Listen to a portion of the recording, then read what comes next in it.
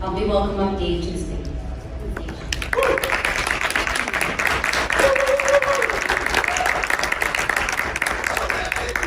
I'll be a while.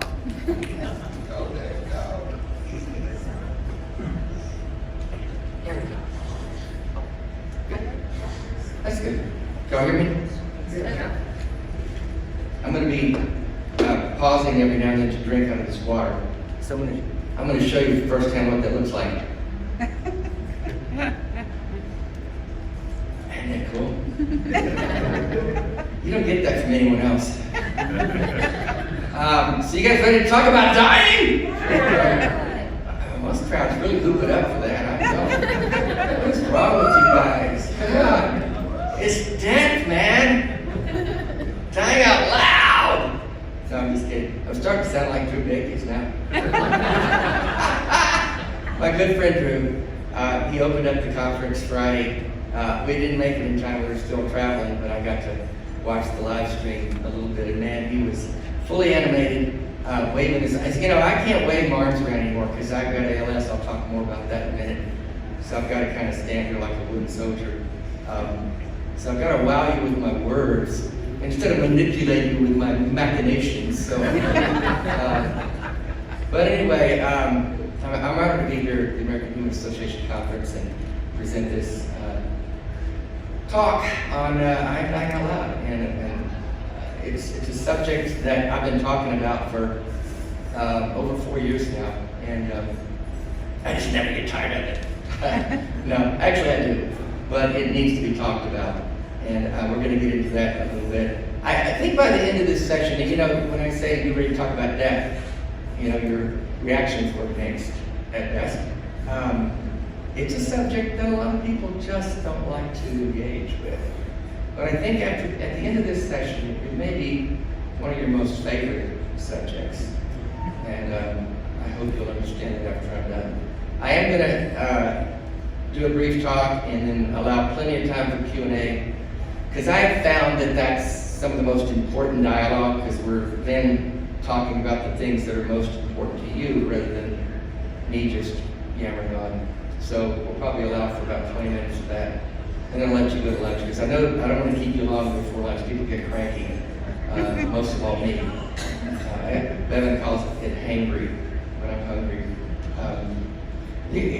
Here's the thing. There's two things that you have in common with everyone in this room, with everyone in this hotel, with everyone in Denver, with everyone in Colorado, with everyone in this country, and there's probably only two things you have in common with everyone. And that's this. We've all been born, and we're all going to die. Would you agree? The stuff that happens between those two events is what matters. That's called the living years. That's called your life. That's your story. That's what you make it. And that's the important part of this. When I've been talking about dying for the last 4 years, dying out loud, what I've more been talking about is living. Because when you do come to terms with your own mortality, with the fact that you're going to die, and there's, you know, some of us are getting older, closer to that, but there's a lot of young people here. And you don't think about death a lot when you're young. I didn't. Yeah, you're going to live forever. You're immortal. You can do anything. As evidenced by the way we drive and shit. So you're not thinking about the fact that you're actually a mortal human being, that one of these days you will draw your last breath. That will happen. But once you have settled that fact, once you've come to terms with that as a real part of your experience, your human experience, then in a lot of ways you can get off with the living part. You kind of like set that aside. Yeah, I'm going to die. Now, what do I do until then? What is my story going to look like? Well, man, most of us have no fucking clue. As much planning as we might do, anything can come along and derail those plans. Many of you have experienced those kinds of derailments. things that you thought were going to go a certain way just didn't go that way. The thing about being born that we all recognize after we've been around for a few years is that we didn't choose it. It was without consent completely, which I have a little issue with, but that's a subject for another day. You don't get to choose to which family you're born into, what country you're born in. You could be born into abject poverty in Bangladesh. You could be born into a wealthy family in New York City. It's completely random. We'd have to agree with that, right? That begins the random and chaotic nature of this thing called life. No matter how well you think you plan it out, it's random, it's chaotic, and it's all too brief when we boil it down. My story, I'm going to call mine a story, and I'll tell you why in a minute. My life, the story I've been writing all these almost 68 years now, was nothing like I thought it would be when I was younger. I didn't know what I thought when I was younger, because my early life was rather chaotic with a very abusive father and a divorce when I was 8 years old, a remarriage when I was 10, and a pretty stable family after that. But I wasn't raised. I want to give you a little context and background of who I am if you don't know who I am, and my background and why this subject, I Am Dying Out Loud, is so important to me. I wasn't raised in a Christian home. It was a home that was fairly bereft of any Christian ideology. We didn't go to church. We didn't talk about God. But I was influenced by my older brother who went to college and got caught up in the Jesus movement. Yeah, that was a thing in the 70s. We were Jesus freaks with bell-bottoms, big crosses, and 30-pound Bibles. And I was all in. From the age of 18, I was just swept up into that movement. I was a charismatic. If you know what that is, it doesn't mean you have a charismatic personality, though I do. It means that you speak in tongues. And I did. And I still can. And if you come by my table later for $5, I will speak in tongues to you. And show it to your friends back home and say, look at this freak I met at the American Atheist Conference. He does a trick. He does a party trick.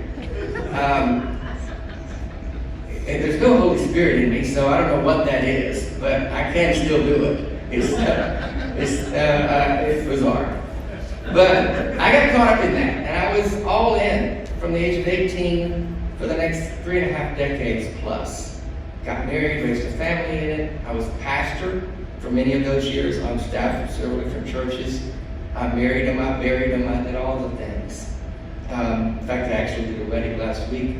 The reason I was late getting here Friday is because we had a wedding in Nashville that I officiated. It was the first one I'd done since I left Christianity behind. And you know what?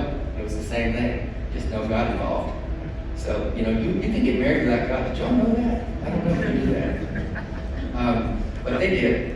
And so I was all in. I was a pastor, as I said. I did teaching and preaching, and I fully believed everything that I taught. I was not a charlatan. I was not in it for money or anything. I just truly believed I was serving God and loving people. Until I didn't believe it. About 2011, 2012, I started really closely examining the things I thought I believed all my life. I came to the conclusion after about 1.5 years of pretty deep reflection and study and just thinking through, why did I believe what I believed? Have I really considered the ramifications of this? Have I ever looked at all the permutations of the origins of Christianity, the makeup of the Bible, all the things that my faith rested upon? And I realized I hadn't. I've never truly studied it and considered it. And so when I did, it really came up lacking sorely. And so I came to the conclusion, like I said, in about 2011, 2012, I don't know the exact date, when I woke up and said, I'm an atheist now. But it did happen to me. It's nothing I chose. It's something that it's not a decision I made, it's a conclusion I came to. And so once I came to that place and realized that all the things I believed my whole life were not true. And I believed a lie, and I was wrong. I don't know how many of you have experienced something similar, but I will say this, and it may sound strange for me to say this about myself, but I'm saying it to you if you've gone through something similar. It takes courage to come to the conclusion that what you thought was true was not. It takes courage to say I'm wrong and to change everything, because it cost me a lot. My marriage didn't survive my deconstructed faith. Two of my relationships with two of my children suffered greatly. I'm still disconnected from one of them. I was shunned essentially by two of my kids for several years, and lost a lot of friends, social status. My whole world was that world. And so when that no longer was my identity, I didn't know who I was. And it took a while to figure that out. It took a while to find my way. It took a while to find my tribe. I didn't immediately start calling myself an atheist. I'd never known an atheist in the wild. I didn't know what they looked like. I didn't know what they smelled. I figured they smelled, and looked crazy and ate babies and all the things. I didn't know what a humanist was. I'd never talked about that. But now I am a humanist, and I'm an atheist, and I'm an agnostic, and I'm a free thinker, and I'm all those things. And I'm fine with that. It took me a while to get there, though. It wasn't an overnight thing. Excuse me. My straw. Oh, the timer's on. I can all day. They didn't turn the timer on. Y'all are stuck. Woo-hoo! So that was the story I was rewriting. When I say writing my story, the way I look at that is somebody's writing your story. At first, it's your parents, the ones you're born into without your consent. You need to talk to them about that, by the way. Then it can be people of influence in your life. If you give that over to people. Now, as a Christian, I was taught, I was an evangelical, charismatic Christian, a very controlling, very fundamentalist tribe within the Christian movement. Not all Christianity is that way, but that's the tribe I was in. And in that world, you are told what to think, what to believe, how to live, what's right, what's wrong. You're not really free to make your own choices. If you make the wrong choices, you can be ostracized pretty severely. You can be shunned, you can be cut out of churches, you can be cut out of the in crowd. So you learn pretty quickly to go along to get along. And you learn that if I want to be in good standing within this community, this is how I'm going to have to think. And so what happens without you realizing it is these other people are writing your own story. You're not writing your story anymore. You've given control of that over to someone else. Someone else has the pen. So when I quit Christianity, I don't like to say I lost my faith. I gave it away. I was done with it. It didn't serve me well. When I quit Christianity, when I quit faith, in essence I was saying, I'm taking the pen back and I'm going to write my own story now. And whatever that looks like, I'm going to be responsible for it, and it's on me now. And this was at a ripe old age. I was in my late 50s at this time. So you can reinvent yourself at any point along the way. And then I did it again, because for a while I was still married. My wife did not deconstruct. She maintained her faith and kind of dug in a little deeper. And so it caused us to be at odds. And so 5 or 6 years after my deconstruction, my deconversion, I left the marriage and reinvented myself again, rebooted again, and took the pen back again and said, okay, now I'm going to write my story the way I want to, the way I want to live. And there's nothing wrong with that. It took me so long coming out of controlling fundamentalism to realize it's okay to say, I'm going to do it the way I want to do it. That's what living your own life means. That's what writing your own story means. So I had to start over again. And then now I'm in my 60s. Yeah, man, this is getting interesting. And so then I did that for a couple of years, and now I'm finding my stride, I'm writing my story, and I'll be goddamn. get this diagnosis of ALS. Amyotrophic lateral sclerosis, Lou Gehrig's disease. I've had it for about 5 years. It took me about 4 years to learn how to say that word, which I still can't say very well. So you call it Lou Gehrig's disease, and people understand what you're talking about. I've had symptoms for about 5 years. I was technically diagnosed a little over 4 years ago. It's a terminal disease with no treatment and no cure. It's a motor neuron disease. The reason you see me standing like this, unable to move many of my muscles well, is that it affects the control of your muscles. Your nerves essentially quit telling your muscles what to do. And so they quit doing anything. You know, if they don't have somebody tell them what to do, they don't do shit. And so here you are. And that's when I started talking about dying out loud, a little over 4 years ago. It was an organic thing that we just started doing. I started traveling and speaking. Many of you, if you know of me, you've heard me on YouTube shows or podcasts or seen me speak at conferences. And this is what I've been doing. It's something that I decided was important to me. Rather than just laying down and dying and waiting to die, I decided I'm going to see what I can make of this new story now that I'm having to start writing again. Because that's what happened. I had to take the pen again and say, okay, now what do I want this story to look like? And everything changed. That's what I'm saying. The life you think you are going to live or that you start living can change dramatically in one day. With one doctor visit, with one accident, with one person making a bad choice. And everything in your life can change. Then you have to decide, what are you going to do with that? So that's why I said when I started, talking about death is liberating, if you think of it in those terms. Because once I came to terms with the fact that I'm dying, much sooner than I thought I was. And I know, well, anybody die anytime you get hit by a bus. You know, how many people get hit by a bus? Come on. You know, I've said that, nobody gets hit by a bus, and then somebody sends me an email, my cousin did. It was just a throwaway phrase, come on, man. But it doesn't just say it doesn't happen that often. Do we agree on that? In fact, accidents are a very small percentage of the way that people die.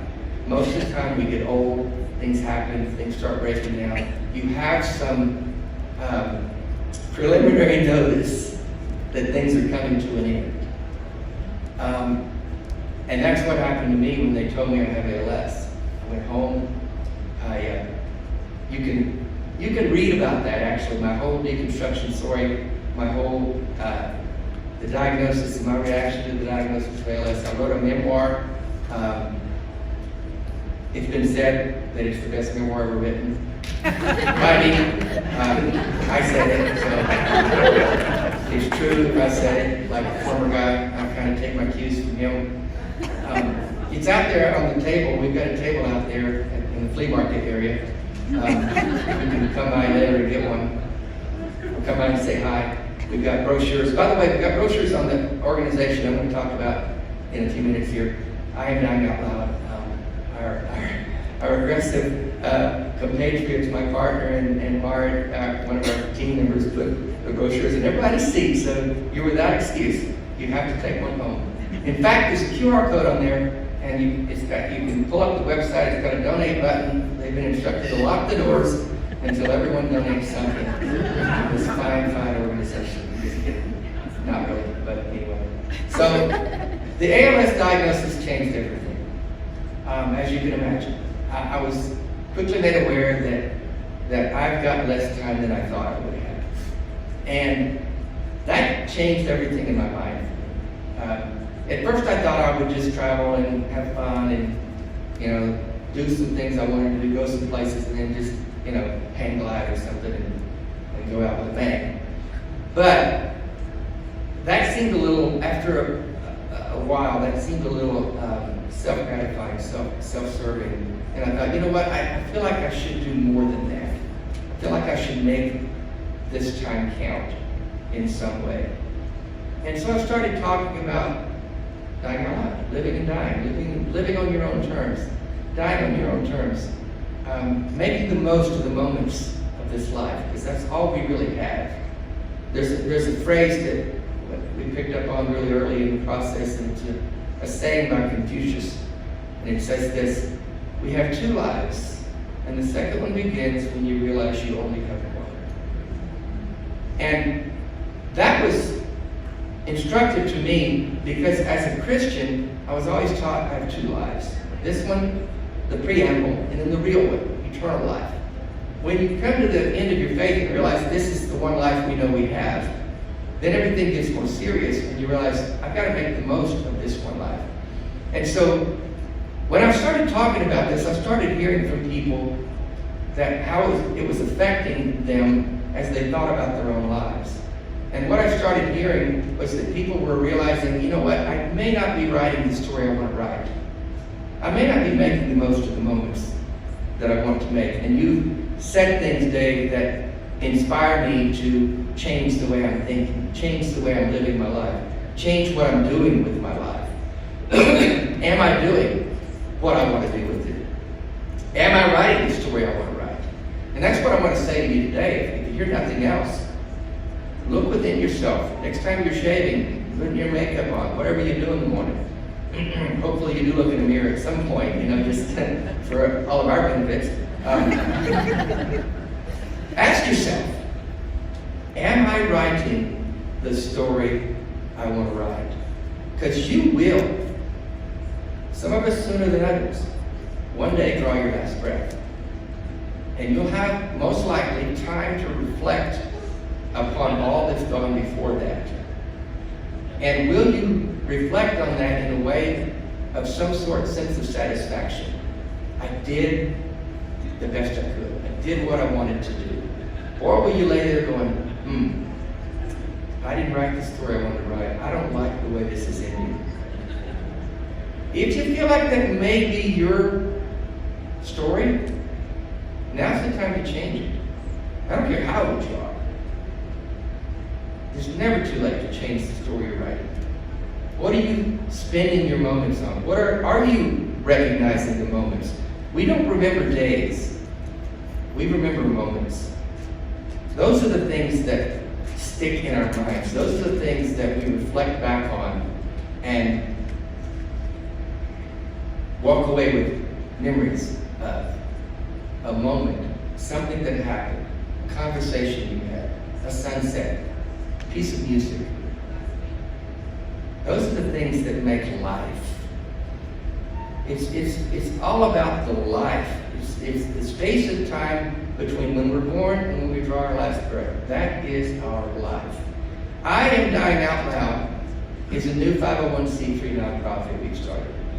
It's just a continuation, if you will, of what I've been talking about. But what we found and what we're focusing on is helping people position themselves in the way they want their healthcare, death, and dying processes to look like in terms of spiritual care.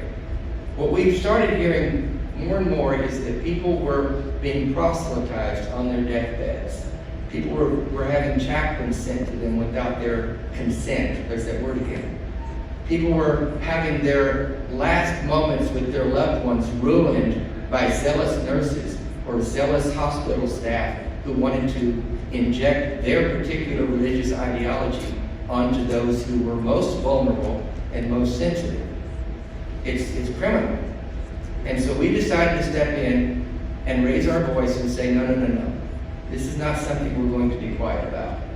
So I Am Dying Out Loud is just for that purpose. It's to help people advocate for themselves and have the courage, if you will, to push back against intrusive religious ideology that they've not asked for.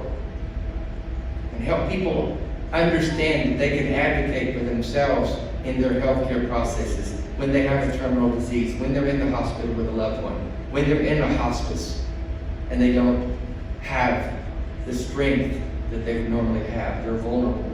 They're at a weak moment. And that's, I'm sorry to say this, not really, but I don't want to be, we don't want our organization to be anti-religion, anti-prayer. We want it to be for people's own personal advocacy. personal spiritual choices when they're in these positions. Now, if you want a prayer warrior army in your hospital room at the end of your life, I'm going to say, amen, I want you to have that. But if you don't, I don't want them in there. If you want last rites, if you want last rites for your dad, your mom, yourself, your spouse, then you should have the freedom to have that. But if you don't want that, no one should impose that upon you. Living on your own terms, dying on your own terms, making the most of all the moments, including those moments that are at the end or near the end of your life, those moments that are vulnerable, those moments that are weakness. Those are important moments too. The other part of our organization, as we advocate or help people advocate for making the most of this one life we know we have, is we want to provide opportunities for bucket list moments, because I'm all about the moments. I say this all the time, life is about the moments. We want to help people with diagnosis of ALS, because that's a precious thing to me. It's an important topic for me because that's what I struggle with. For people who struggle with ALS, to have bucket list moments that they can enjoy with their family, with their loved one. And so our organization is going to be raising funds for those kinds of grants, specifically for people diagnosed with ALS. What happens when you get diagnosed with ALS is this. You're scared. You're told you have 3 to 5 years to live. That's it. From diagnosis. So you're thinking, maybe I've got 1 or 2 good years. How soon am I going to need hospice care? How soon am I going to need equipment? How soon am I going to need, and you're worried about money. You're worried about the time you have left and the money you have left. The last thing you think you have time and money for is a bucket list experience moment. And so you're not going to look for that yourself, but if you have someone providing that for you, you're more likely to take it. I had one provided for me. Bevan and I got to go to Hawaii, go scuba diving with an after scuba diving outfit. The bonus of that was that I got to experience playing with an octopus in the wild, in the Pacific Ocean, crawling around on my arm. It was one of the most precious, amazing moments of my life, and it infused me with new energy. Bevan will tell you, I was running out of gas. I was getting tired. I was just saying, what's the point of keeping pushing? I've done enough. I can just stop and just relax. And I was getting tired of being tired, because everything that we do takes so much effort. And then that octopus crawled around my arm.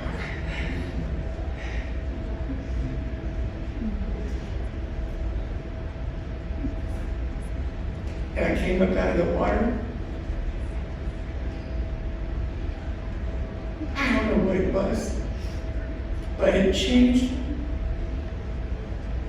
And I just said, I'm going to do everything I can to get as many of these moments as I can, and to help other people fight them, to help other people make the most of the life that they have. And that's what we're doing. That's what this organization is about.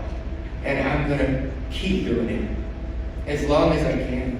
I mean, I don't know how much longer I can climb up on me. You know, it took me half an hour to get up on this stage today. And, you know, a year from now, I might have to have 3 hefty people put me up here. I don't know. Or the conference will have to build ramps. I don't know. We'll figure it out. But I'm going to keep doing this because that's what life is. And what we say in the ALS community is this: ALS may kill me, but it's not going to take my